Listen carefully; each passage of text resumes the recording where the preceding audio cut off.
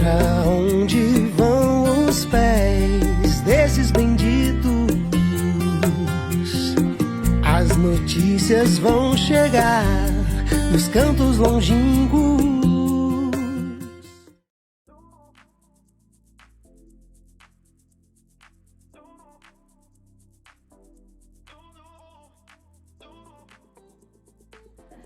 Pois é, pastor Ivanei já quer começar já com sua história maravilhosa. Eu fiquei muito impressionado com a história do pastor Ivanei e da Lília. Impressionante. O que você conta? Gente, conhecendo esse casal, a história, ninguém imagina a história, né, que tem para contar. Olha, meu nome é Ivanei, sou natural de Jacareí, São Paulo, portanto sou paulista de nascimento. Nessa viagem agora eu revelei a Lilian que eu acho que a minha alma é goiana.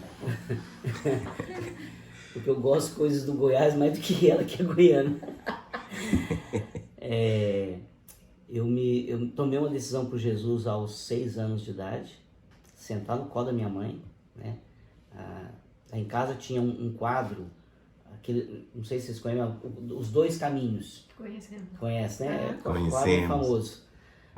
Tinha um quadro desse na sala de casa, ficava em cima de uma poltrona assim, e um dia eu vivia olhando aquele quadro, sempre olhando os detalhes, me encantava os detalhes da imagem, porque aquilo é uma pintura, mas uma pintura impressa para virar quadro, não tinha como ver muitos detalhes, mas eu ficava impressionado como que você conseguia perceber no caminho largo a cara de bravo, irado das pessoas, aquela zombaria, dá para perceber tudo que é de ruim no homem, pelas imagens, né? Que me incomodava, como é que pode isso?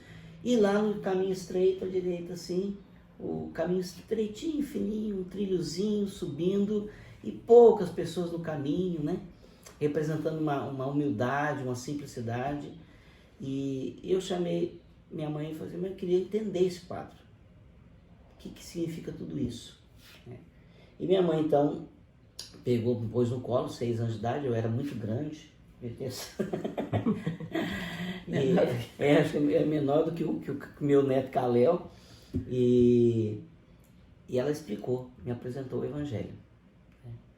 Explicou. E daí eu tenho isso para mim e sempre ensino que o Evangelho não deve ser pregado, ele deve ser explicado. Uma coisa é pregar, outra coisa é você explicar, deixar claro para as pessoas o caminho da salvação, quem é Cristo Jesus, por que ele veio. Então você explana. E eu tomei uma decisão por Jesus naquela tarde, eu lembro que era uma tarde, sentado no colo da minha mãe. Então minha mãe tem muito prazer de ouvir essa história e saber que ela foi usada por Deus para isso, né? 6 anos. Com 12 anos eu entendi que eu tinha que me batizar. Até porque a nossa igreja não batizava menores dessa idade. Eu fui não sei porquê, mas eu acabei indo nessa idade, indo para um acampamento de jovens. Eu com 12 anos, um acampamento de jovens em São José dos Campos. Minha mãe permitiu que eu fosse, meus pais.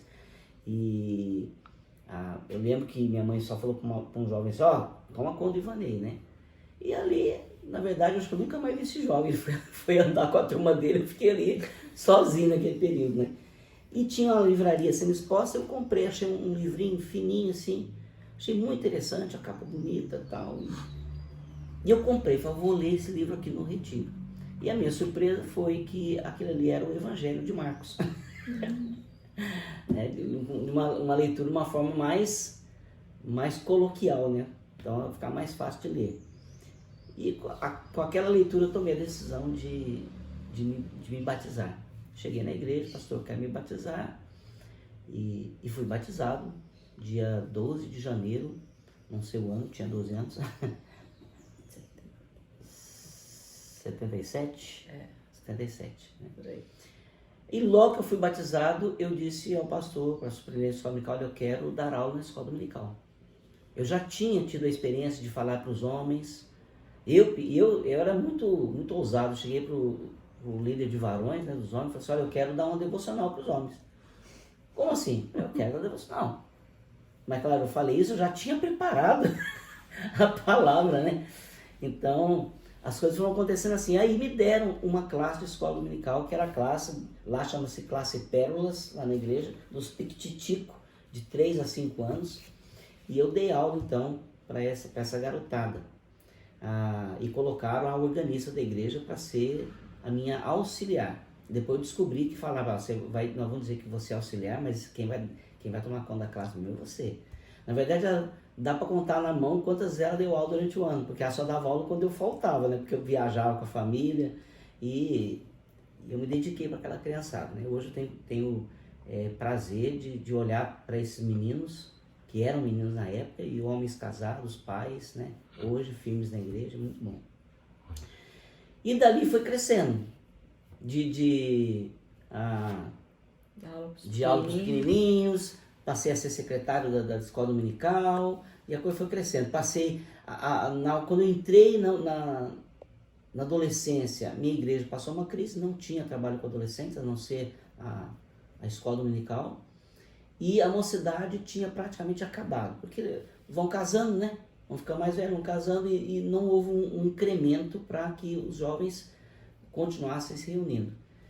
E tinha, na época dos meus pais, quando eles eram jovens, tinha um jornalzinho da mocidade, chamava A Mocidade, que eles produziam no mimeógrafo, né? Eu retomei esse jornal também fazendo mimeógrafo. Né? De repente apareceu o jornalzinho na igreja. Mostrava, quem fez isso? Como é que é isso? Ué, mas quem que fez? Aí o Vanei que fez. Então, acabou com isso dando um gás para retomar o trabalho de jovens, adolescentes. E claro, depois eu fui ver, passado o tempo que a gente vê o que Deus está fazendo, eu vi que Deus usou tudo isso para selar o chamado para o ministério. Né? Aos 13 para 14 anos, eu entendi que Deus tinha um chamado para mim, muito embora eu lembre de que eu criança, ainda 6, 7 anos, eu falava que eu queria ser pastor, pela influência do meu avô, que era pastor, né? E quando foi aos 16 anos, houve uma confirmação de que Deus estava me chamando mesmo. Isso aconteceu durante 2 visitas que o seminário fez com um grupo de alunos lá na nossa igreja. O seminário viajava naquela época com o diretor, né? E então eu entendi que eu tinha um chamado mesmo, confirmou-se. Então ficou certo que aos 18 anos, depois que eu terminasse o ensino médio, eu iria para o seminário. O interessante disso é que o pastor que me apresentou ao Senhor quando eu nasci foi o pastor John Barnett, que estava na editora, né? Ele está na editora até hoje. O pastor John Barnett era pastor, ele tinha acabado de chegar no Brasil, então eu nasci em 65, fazia acho que 1 ano que ele tinha chegado no Brasil, ou menos, ainda muita dificuldade de falar o português, pelo que meus pais falam, mas ele foi o primeiro que me visitou no hospital, na Santa Casa. A primeira visita foi ele. Depois ele me apresentou ao Senhor. Então, aos 18 anos, ele se torna meu professor e diretor do seminário. Né? Como diretor do seminário, professor. E anos mais tarde se torna meu chefe, porque eu fui gerente de marketing da editora Cristã Evangélica e ele era o diretor. Então, tem um laço assim, bem interessante com o pastor John Barnett. Né? Maravilhoso. Então, voltando um pouquinho antes dos 12 anos, eu tinha 8 anos de idade. Eu estava sentado na beira da casa, brincando, ali na calçada, ele já começa a rir já. Brincando ali na calçada de casa, e eu ouvi um barulho de adolescente conversando, aquela coisa. Eu olhei para a esquina, assim, tá uns 300, 400 metros, passa aquele grupo de adolescentes indo para a escola. Era a parte da tarde, o pessoal indo lá. E lá no meio, não bem no meio, mas bem na beirada, assim que eu visse bem, vinha uma moça, muito bonita, uma adolescente muito bonita, cabelo comprido, loira, né? E eu olhei assim e falei, Deus, que moça bonita. E eu fiz a minha primeira oração, que eu me lembro assim, consciente, falei assim, Deus, se um dia eu casar, eu quero casar com uma moça igual aquela ali. E voltei a brincar. Antes de desaparecer o grupo ali na esquina, eu olhei de novo e falei assim, se eu casar com uma moça igual aquela lá, eu só quero ter filhas mulheres, iguais a ela. 10 anos depois, eu estou... nesse mesmo ano, em 73, meu pai tira férias e fala, nós vamos viajar, vamos para Goiás. E fizemos uma viagem de trem de São Paulo a Goiânia, foi maravilhoso. E família toda. E nessa viagem, uma pessoa falou assim, querem conhecer Brasília? Que Brasília foi inaugurada em 73, era nova ainda, vamos conhecer Brasília. Botou a gente no carro e levou-nos para Brasília. E lá na torre de TV, que é o ponto mais alto um dos pontos mais altos de Brasília, olhando o plano piloto, a esplanada do Ministério, tudo ainda sendo construído. Os prédios do Ministério tinham, acho que se tivesse 4 era muito, estava tudo construindo. Porque poeirão vermelho subindo ainda com a construção. Eu olhei aquilo ali e falei, meu Deus, isso aqui é lindo demais. Que cidade linda, que coisa. Eu com meus 8 anos de idade. E eu fiz a minha segunda oração, bem consciente. Eu olhei e falei, Deus, se der um dia eu quero morar em Brasília. Então 10 anos depois, eu estou entrando no seminário, aí para o chamado encontro de vocacionados, né, retiro de vocacionados. Estou subindo a rampa do seminário ali, quando eu chego lá em cima, dou de cara, a primeira pessoa que eu vejo estava olhando o quadro de avisos lá, paradinha lá, quem era? Eu olhei, na hora Deus falou para mim assim, lembra daquela oração de 10 anos atrás, quando você apontou e disse assim, eu quero casar com uma moça igual a essa? Tá aí a sua moça. Era ela. Era a Lilian. Ela tinha um cabelo comprido, agora não tem mais. E eu tive sossego nisso, né? Foi difícil convencer essa moça de que eu orei e ela era a resposta da oração. Mas nos casamos em 86, isso era 84, né? Quando eu cheguei no seminário, casamos em 83, na verdade. Casamos em 86 e hoje nós temos uma casa em Brasília, onde moram nossas filhas e a minha sogra. 3 filhos. Temos 3 filhas. 3 filhas. 3 filhas. Então, Deus ouviu a oração. Ouve as orações. Não há uma oração, ele ouve as orações. Amém. Né? É, amigo? É. Bom demais, né? Fala um pouco de você agora. Agora é a Lilian. Eu fui criada por uma família cristã, né? Que frequentava a igreja, que dava testemunho. Que a minha mãe foi mãe solteira, mas aí a tia do meu pai resolveu pegar a minha mãe e eu para criar. Então minha mãe tinha 16 anos, tinha acabado de ter bebê, muito menina. Minha tia então ofereceu para ajudar na criação. E eu fui morar com essa tia, com a minha mãe. Todos minha tia frequentava a igreja, era muito crente, dava testemunho. Então eu cresci ouvindo a palavra de Deus e ouvindo o testemunho dela e da família. E quando tive 5 anos, aí minha mãe casou. Nós fomos ter casa, né? Mas aí ela casou com uma pessoa que não era cristã. Mas a gente continuou frequentando a igreja, continuou indo para a igreja. Então eu cresci, né, conhecendo a palavra, mas sem aquele compromisso, né, de que dava, a gente ia, porque estava acompanhando então meu pai, que era esposo dela. Mas aí com 12 anos eu queria um compromisso maior com a igreja. Eu queria dar aula para as crianças. Gostava muito das crianças e queria dar aula. E aí eu tenho que fazer um curso, tem que treinar, vamos para a PEC. Mas daí para ir para a PEC eu tinha que ser batizada. Então eu falei, não quero ser batizada. Interessante, aos 12 anos também, 12 né? anos, né? Então... Você também aos 12, né? Me converti com 12, mas me batizei mais tarde. Aí eu me batizei então com 12 anos, em novembro, e comecei logo em janeiro a fazer o curso da PEC. Na verdade, eu me converti no curso da PEC, porque aí eu fui conhecer o Evangelho de verdade, fui, né, entender o que Cristo tinha feito, arrependimento, pecado, fui ter essa noção, e por isso eu sou apaixonada no livro Sem Palavras, porque para mim foi fundamental a história, né, do livro Sem Palavras e algumas histórias que a PEC tem. E cresci na fé ali, ensinando. Eu estudava para ensinar e assim eu fui crescendo e aprendendo. Eu comecei também na sala de berçário, os pequenininhos, né? E logo fui passando de sala em sala até virar líder dos adolescentes. e comecei a participar do encontro do grupo de jovens, porque os jovens eram muito animados e os adolescentes eram totalmente dependentes dos jovens. Então a gente começou a ir para o acampamento com os jovens.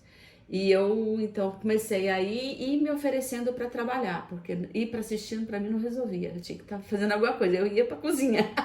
Então eu aprendi a cozinhar no retiro, cozinhando para 150 jovens, e ali eu aprendi a cozinhar e aprendi a lidar com a comida, né? Com quantidade, com várias comidas. E também ali foi onde Deus tocou no meu coração de me dedicar àquilo, a dedicar a vida para o ministério. E não foi fácil, porque eu tinha uma dupla cidadania. Eu tinha o meu compromisso com a igreja, mas eu tinha meus amigos na rua também, e eu tinha as festinhas no sábado, mas eu tinha que dar aula na escola dominical no domingo. Então isso aí para mim era meio confuso, né? Essa vida dupla. E quando eu tinha 15 anos, então Deus falou, chega, né? Vamos tomar uma decisão, e eu tive que abandonar então meus amigos da escola, de rua, para me dedicar mais à igreja mesmo.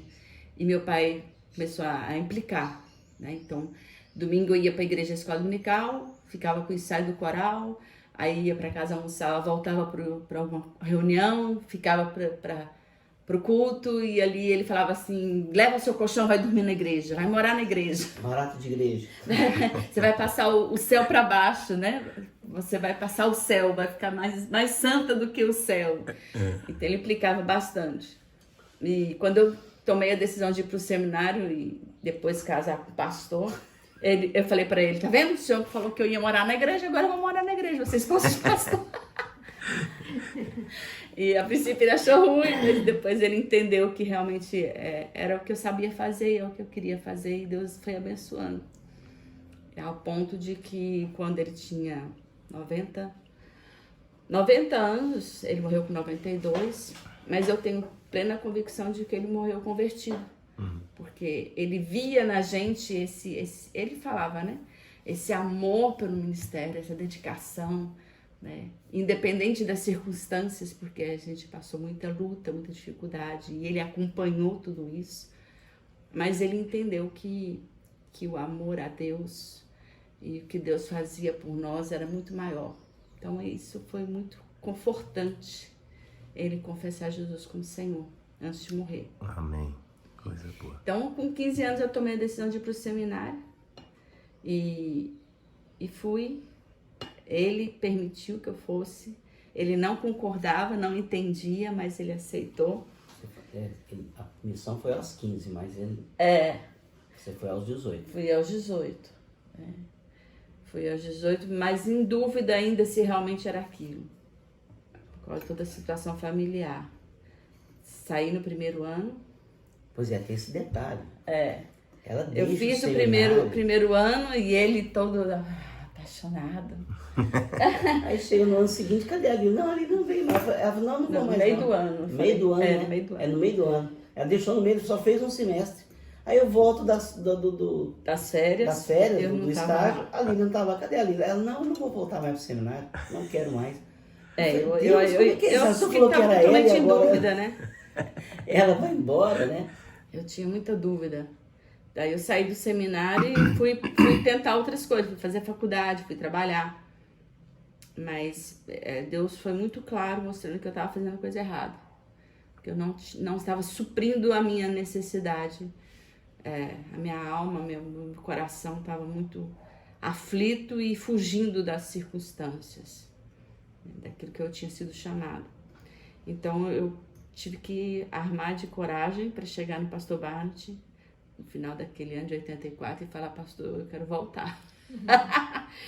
E ele, muito sério, olhou para mim, você não deveria ter saído, hein? Mas nós não costumamos aceitar alunos de volta, hein? Mas eu posso fazer uma exceção, você vai poder voltar. E o pastor João Batista estava chegando para ser o diretor. Então essa troca foi boa, porque aí... Mas na hora que o João Batista veio, que ele me apresentou a minha Lili, ele falou assim, ela está voltando por causa do Ivaneia. Falou desse jeito. Desse jeito. E a gente nem estava namorando ainda. Mas já estava sabendo, você tinha noção que o Ivanei estava orando. Sim. Não, eu já tinha pedido a Eu já namoro tinha duas pedido, vezes. Ah, Ela sim. falou não, eu falei, Não você queria. tá enganado. Eu Aí ela tinha fazia o muitas que eu mais detesto, incertezas. que é dar um tapinha nas minhas costas. Eu tinha muitas incertezas, é verdade. Mas aí, eu tenho muita dificuldade em tomar decisões. Mas depois que eu tomo, aí eu entendo, né, que tem que ficar naquela decisão. Então, quando foi em fevereiro, nós decidimos, né? O que decidimos em fevereiro? Casar. Casar, não namorar. Porque ela não quis namorar. Ela falou, não, É. terminou comigo, nós começamos a namorar em dezembro, em fevereiro ela terminou, não quer namorar. Mas você tem certeza que não quer dar tempo não, que não quer mais nada. Então tá bom, né? E eu falei, meu Deus, como é que é esse negócio, como é que vai ser? Aí um dia nós estávamos lá no refeitório, dentro de uma situação que estava dentro do refeitório, eu chamei ela para conversar e falei assim, você não quer namorar? Ela falou assim, não quero namorar.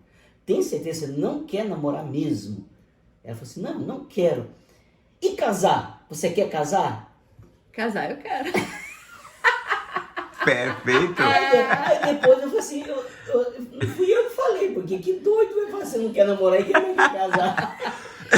Eu tinha feito a oração, né? E tinha falado pra Deus que eu não queria mais namorar. Que eu já tinha sido noiva 2 vezes, eu não queria mais relacionamento avulso, né? Eu queria casar. E se eu não saísse do seminário casada, eu ia me dedicar a missões, e ia para os ribeirinhos ou para os indígenas e não ia mais pensar em casamento. Então a minha decisão estava sendo essa, né? Se eu não tiver ninguém que queira casar, eu ia sair solteira e não ia mais pensar Então, nisso. Como né? ela orou assim, eu acho que foi Deus mesmo que me fez ficar louco naquela hora e eu pedi pra Sim. ela em casamento.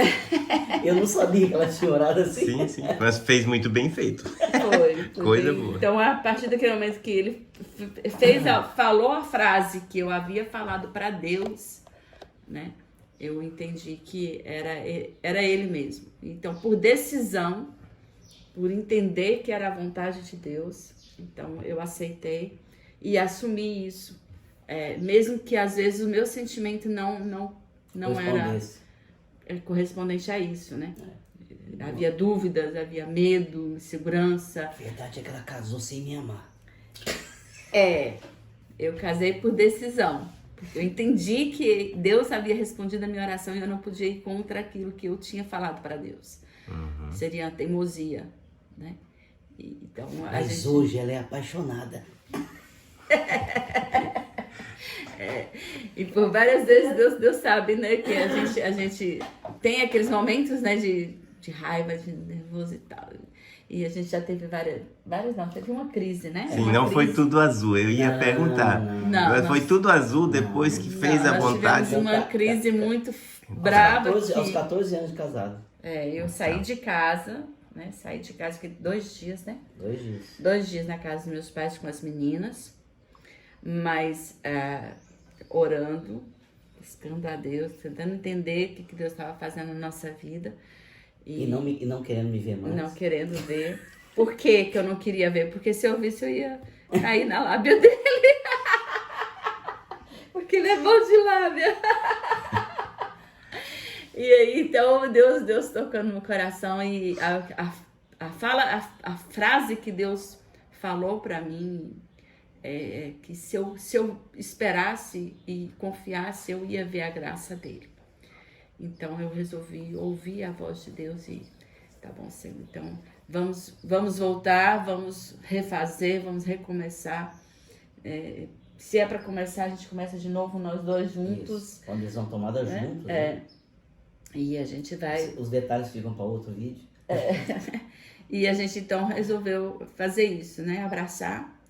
E a partir de então, a gente conseguiu trabalhar Lília e Ivanei, cada um trabalhando a sua personalidade, Sua a sua identidade, porém em conjunto, né?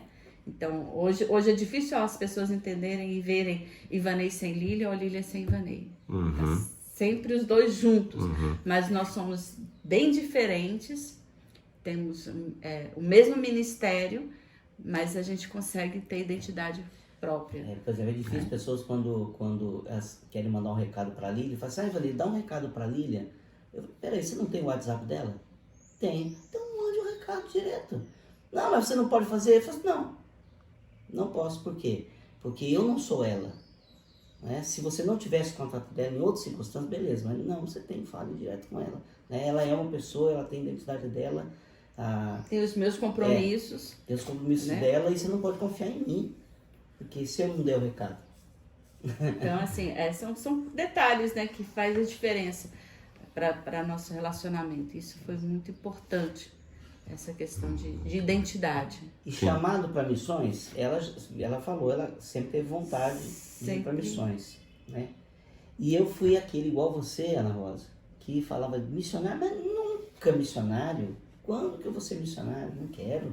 Para mim, naquela época de seminário, o missionário era um degrau abaixo. Era um patamar abaixo do pastorado. E eu não conseguia perceber como que as coisas funcionavam. Eu fugi dos grupos, das reuniões de missões do seminário. Eu corria para reunião de oração de missões e eles corriam para longe daquelas reuniões. Vai começar a reunião daqui. Não, espera um momentinho só, vou no banheiro primeiro. Nunca mais aparecia. Né? Nunca mais aparecia. Mas Deus como ele falou para mim, né, naquela época da crise, né? Creia, confia que ele vai fazer. Então, após aquela crise, 5 anos depois, 5, 6 anos depois, né? Deus chama ele para missões. Então, Um pouco mais, né? Porque 6 anos depois da crise, nós estávamos em São José dos Campos, começando um novo ministério na editora. É verdade. E depois de 5 anos na editora, então o chamado aconteceu em 4 anos na editora. Então foi um processo de Deus na nossa vida. E a decisão de ouvir Deus e obedecer. Então, eu bato sempre nessa tecla. Você pode ouvir a voz de Deus. Deus não é mudo. Né? Deus fala. Você precisa discernir qual é a voz dele para ter coragem de obedecer. E obedecendo, ele abençoa. Ele abençoa. E aí é que está o amor, né? Aí é que e a paixão vem depois. Exatamente. Pode vir antes, mas pode vir também depois. Pode mas vir o amor é o alicerce. O amor de Deus. Exatamente. É a decisão Muito de você bonito. estar junto, de você ficar junto, de você permanecer, né? Confiando de que Deus vai agir. Então, não depende de você. Há momentos que você não tem sentimentos agradáveis, mas você coloca os seus sentimentos na presença de Deus, que Deus transforma. Deus muda. Né? Porque os sentimentos, eles são volúveis. Deus não. Quando nós entendemos que Deus estava nos chamando especificamente para Moçambique, né, que foi nesse chamado inicial, né, missionário, Moçambique, nós começamos a entender o processo de Deus na nossa formação como missionário. Né? O que eu vou fazer em Moçambique? Como assim ser missionário em Moçambique? Do nada? Mas aí a gente começou a ver, não era do nada. Deus nos concedeu algumas experiências durante esses anos de ministério e na nossa própria vida, que foi formando a nossa maneira de ser e de trabalhar, né? Então, esse vídeo fica com 2 horas. Não tem problema. Eu vou cortar depois. Nem tá 30 minutos ainda.